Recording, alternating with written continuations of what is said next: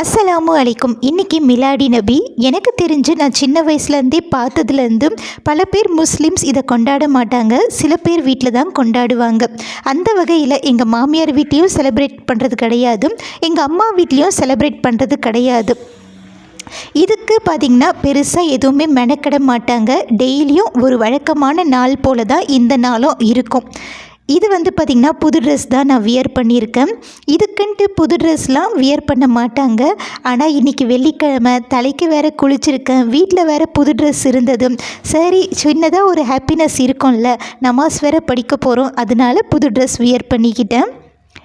நம்ம பெருசாக பண்டிகை வரும்ல, அப்போ கூட இந்த அளவுக்கு லேடிஸ் ஹாப்பியாக இருக்க மாட்டாங்க. ஆனால் இந்த நாள் அன்றைக்கி அவ்வளோ ஹாப்பியாக இருப்பாங்க. காரணம் என்ன அப்படின்னு கேட்டிங்கன்னா, இன்றைக்கி நம்மளுக்கு சமையல் வேலையே கிடையாதுங்க.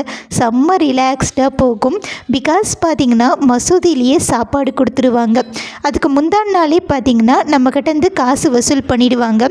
வசூல் பண்ணிவிட்டு இந்த அன்னைக்கு காலையில் ஒரு 8 மணி போல் பார்த்திங்கன்னா சமைச்செல்லாம் முடிச்சிடுவாங்க. நம்ம போயிட்டு வாங்கிட்டு வந்துடணும். கொஞ்சம்லாம் கிடையாதுங்க, இந்த பாக்ஸ் ஃபுல்லாக கொடுப்பாங்க. அது பார்த்திங்கன்னா அந்த அன்னைக்கு ஃபுல்லாகவே நம்ம வச்சு ஓட்டலாம், அந்த அளவுக்கு இருக்கும். இதில் பாதி அளவுக்கு தான் நான் இப்போ காமிச்சிருக்கேன், மீதி பாதியை என் ஹஸ்பண்டுக்கு போட்டு கொடுத்துட்டேன். கிட்டத்தட்ட ஒரு 7-8 பேர் சாப்பிட்லாம், அந்தளவுக்கு இருக்கும்.